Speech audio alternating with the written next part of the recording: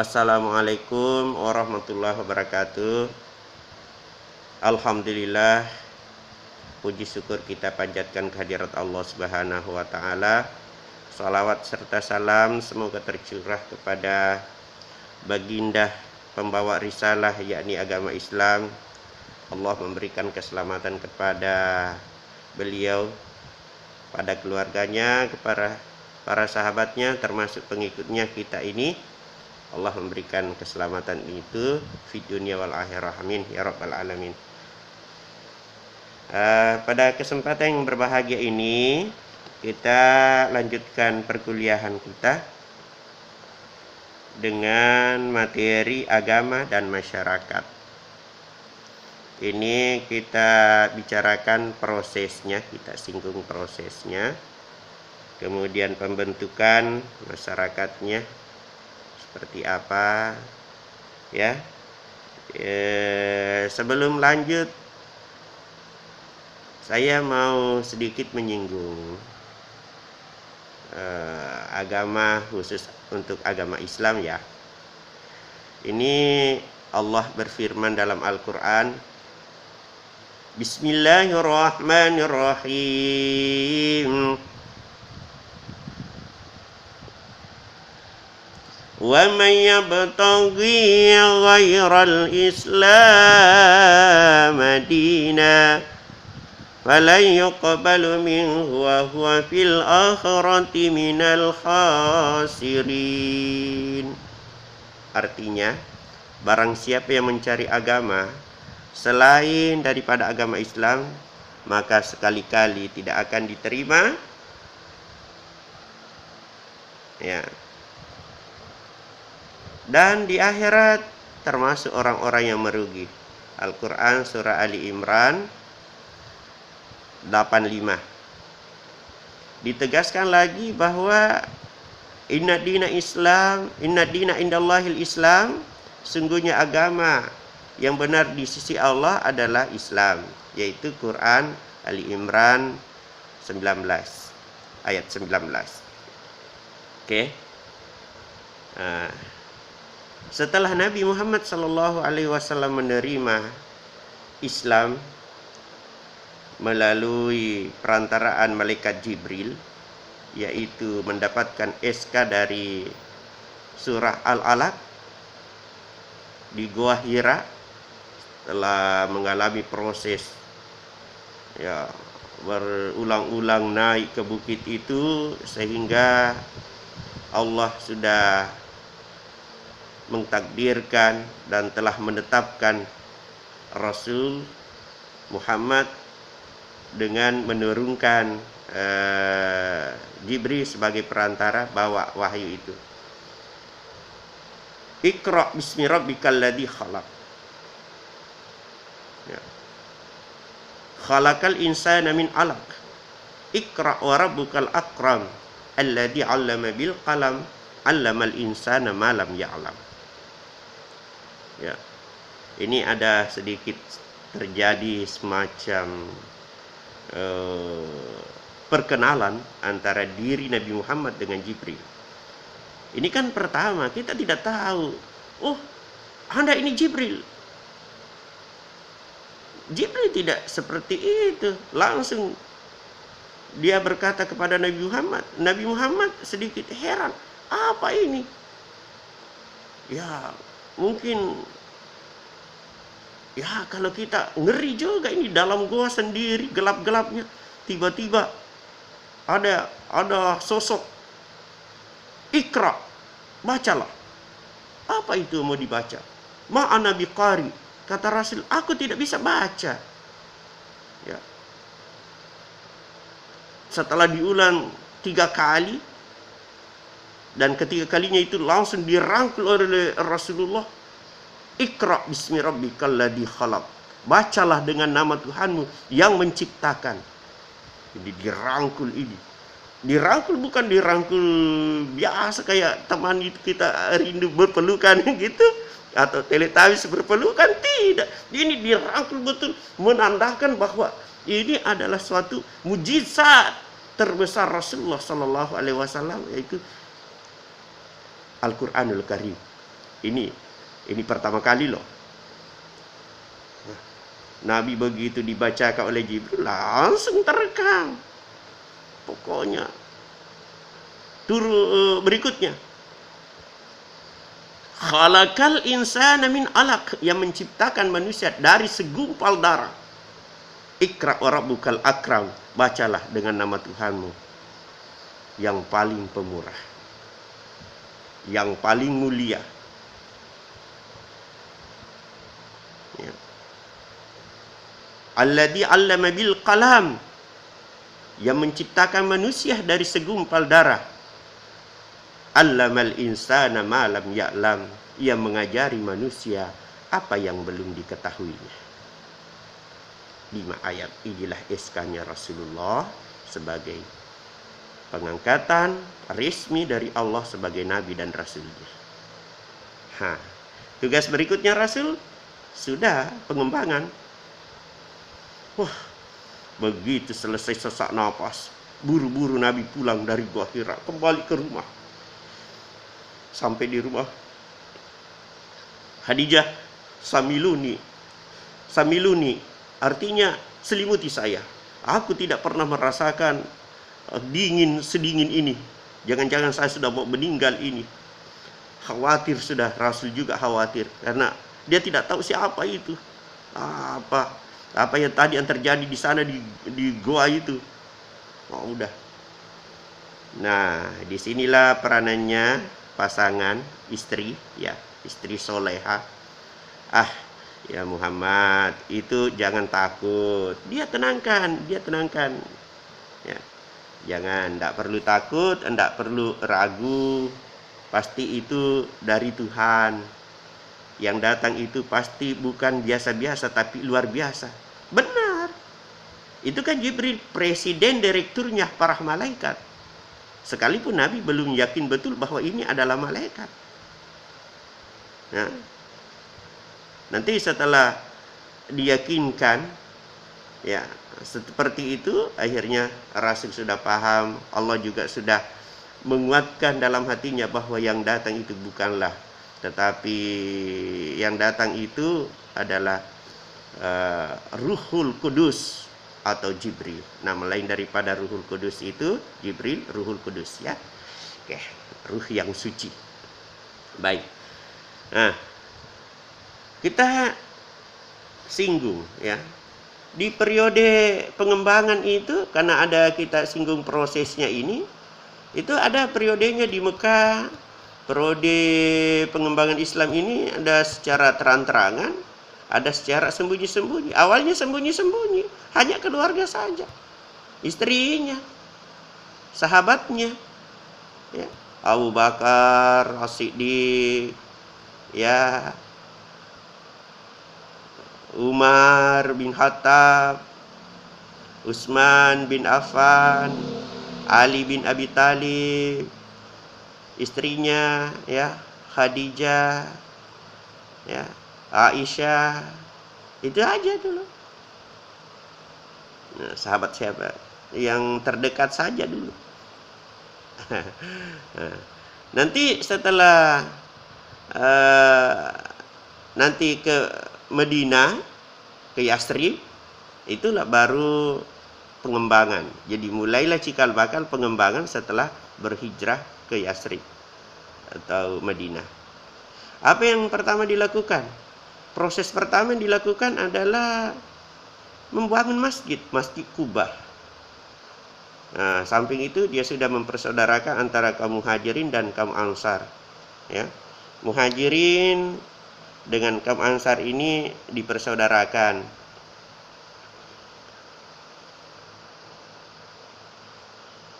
Muhajirin artinya penolong. Ansar itu adalah sahabat yang bersama dengan Rasulullah, pendatang. Ini. Lalu apalagi yang dilakukan? Setelah selesai itu, selanjutnya berkembanglah, dan pada akhirnya menurut informasi, ya, sejarah, bahwa Islam itu masuk di Indonesia itu pada abad ke-7. Pada abad ke-7, ya.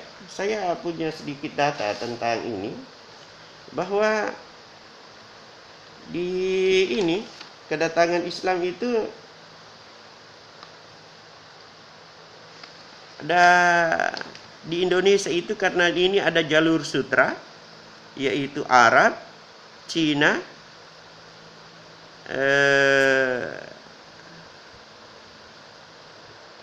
Indonesia, itu jalur sutra. Jadi ini para pedagang ini lalu lalang itu. Nah,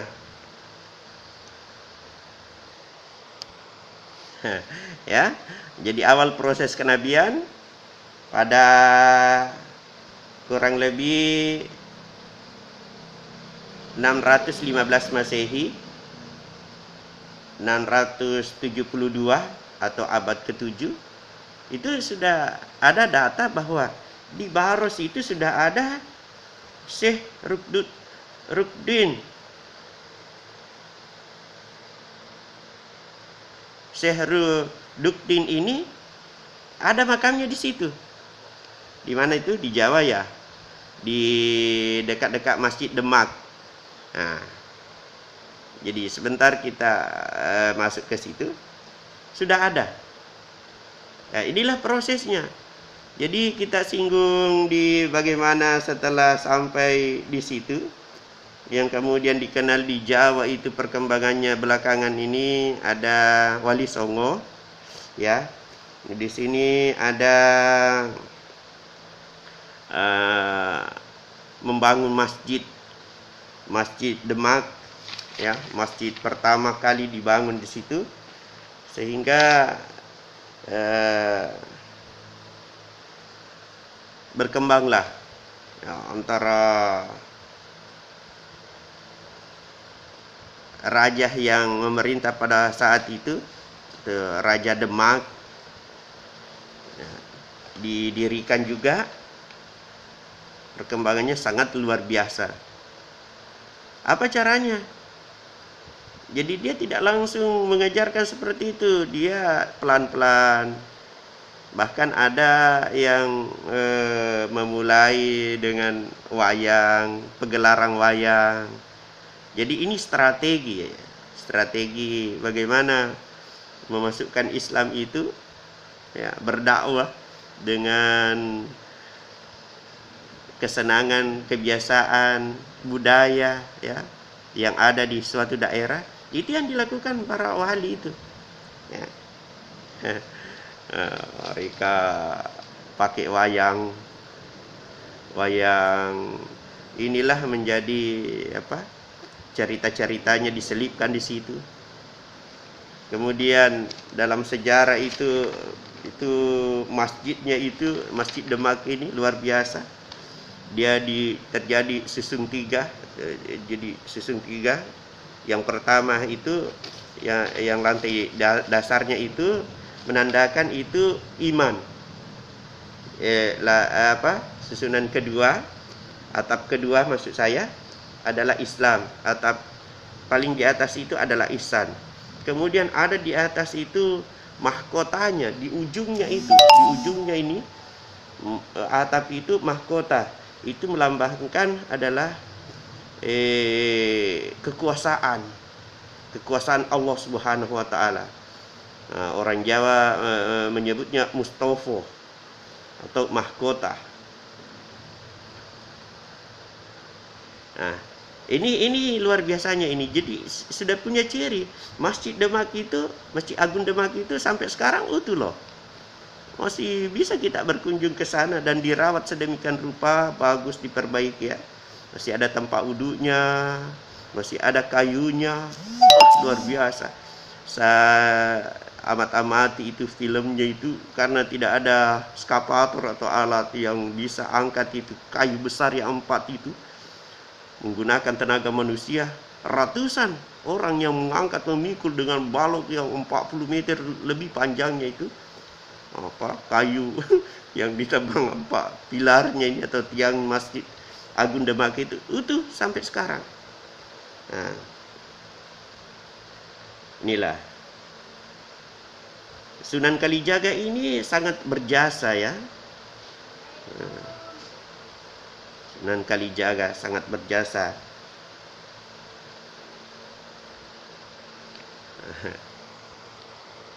Nah, jadi fungsi daripada masjid itu selain daripada museum juga pusat penelitian Islam di tanah Jawa, ya. Ininya masjid berfungsi ganda. Bisa kalau di zaman Rasul itu di Madinah itu bahkan ditempati pesta pernikahan, mengatur siasat perang, strategi perang diatur di dalam masjid. Nah, kalau di sini mungkin ada perpustakaan Islam. Kalau di Makassar itu di Islamic Centernya, ya, itu ada apa? Perpustakaan Islam, ada jual busana-busana. Jadi ada ruko di bawah, yang atasnya itu adalah tempat ibadah masjid. Yang di bawah aja ini dia luas. Nah, seperti itu, ada pemanfaatan yang berguna untuk kemaslahatan umat. Nah, oke. Ini di Jawa, sistemnya adalah menyebarkan Islam dengan seperti itu tadi. Bagaimana Islam itu berkembang sampai di Sulawesi? Dalam sejarah itu ada 3 penyebar Islam yang terkenal, yaitu Datuk Sulaiman, Datuk Ribandang, dan Datuk Ritiro.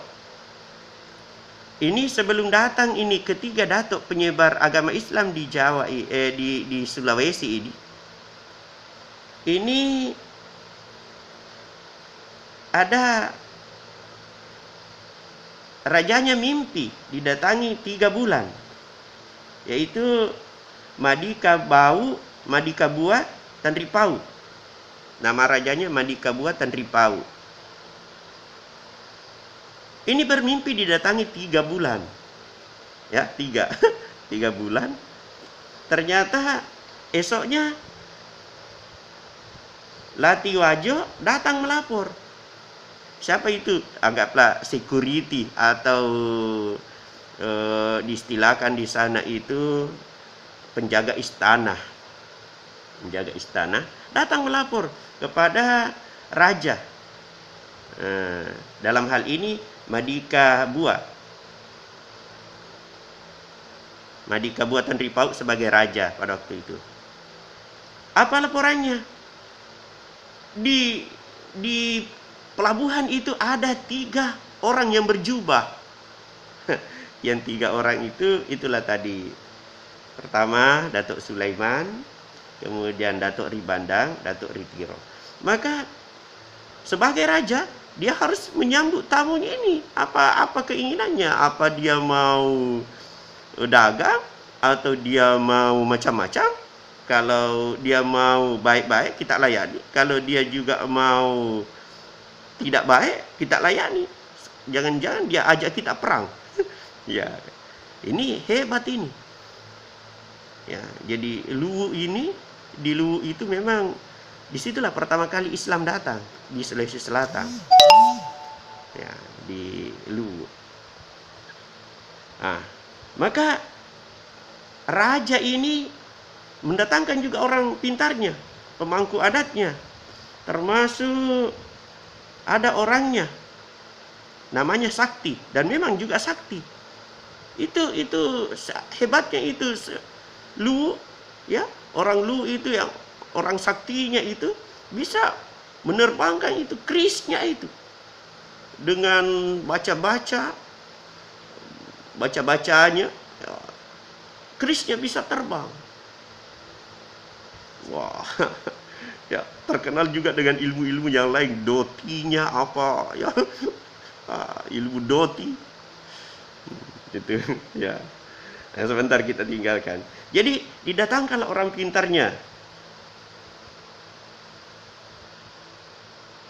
Ada juga Ampu Lembang namanya ini, orang hebatnya. Jadi alhasil terjadilah semacam dialog. Kata Datuk Sulaiman, begini, kami mau mengajak masuk Islam. Ah, tunggu dulu, kata raja. Anda ini mau mengajar kami atau mau tidak semudah itu? Harus dulu kalahkan kami. Kalau kami sudah kalah, oke, saya ikut. Tapi kalau tidak, wah, tidak bisa. Baik. Nah, maka pada waktu itu, ini raja memerintahkan mengambil 100 butir telur disusun dan tidak jatuh. Maka masyarakat yang menyaksikan itu, wah, sangat kagum, luar biasa. Bisanya, ya, seperti itu. Nah, setelah di hadapan Datuk Sulaiman dan temannya ini, Datuk Ribandan dan Datuk Ritiro, Datuk Sulaiman mengatakan, izinkan saya melepaskan bagian-bagian telur yang Tuan susun. Silahkan, kata raja. Maka Datuk Sulaiman melepaskan di antara 100 susunan itu, dia lepas 5. Jadi dia lepas 50, akhirnya 50, dan tetap ini tidak jatuh, tidak ada gantungan, tidak ada yang topang dari bawah. Ini telur ini masih utuh. 50 diambil, tetapi 55 ini terpisah-pisah, setinggi itu tidak goyang, tidak jatuh. Kata raja, oke, sudah ada jawaban, tinggal satu ini. Maka raja meminta guci atau kendi, diisi air. Setelah diisi air, dia tuang. Yang bagian atas dia kasih turun. Ya. Mestinya tumpah, habislah sudah. Kalau kendi kita atau tempat air kita pasti tumpah. Nah, apa kata Datuk Sulaiman? Wahai raja, terima kasih. Izinkan saya, dan saya mohon maaf, bisakah saya pecahkan kendi itu? Kalau isinya tumpah, maka dalam hal ini kalah dan tidak perlu ngomong-ngomong lagi ke saya, barangkali begitu. Pokoknya Islam tidak jadi saya sebarkan di sini. Kata raja, dalam hal ini Madika buatan Ri Pau, silahkan. Maka dia memukul, dia memecahkan kendi itu, dan air yang ada di dalamnya itu tidak jatuh, membeku kayak es itu. Tidak ada setetes pun, tidak jatuh, tetap utuh. Maka inilah pendekatannya Datuk Sulaiman dan teman-temannya kepada raja. Maka pada saat itu kagumlah raja ini terhadap agama Islam yang dibawa oleh Datuk Sulaiman itu. Ya, karena saya kira sampai di situ dulu. Adapun proses pembentukannya itu kita diskusikan, ya. Dan masyarakat Islam berikutnya, ya, pembentukan masyarakat Islam itu kita diskusikan. Ya, mudah-mudahan ada hikmah di balik daripada pertemuan kita ini. Ya, lebih dan kurangnya mohon dimaafkan. Assalamualaikum warahmatullahi wabarakatuh.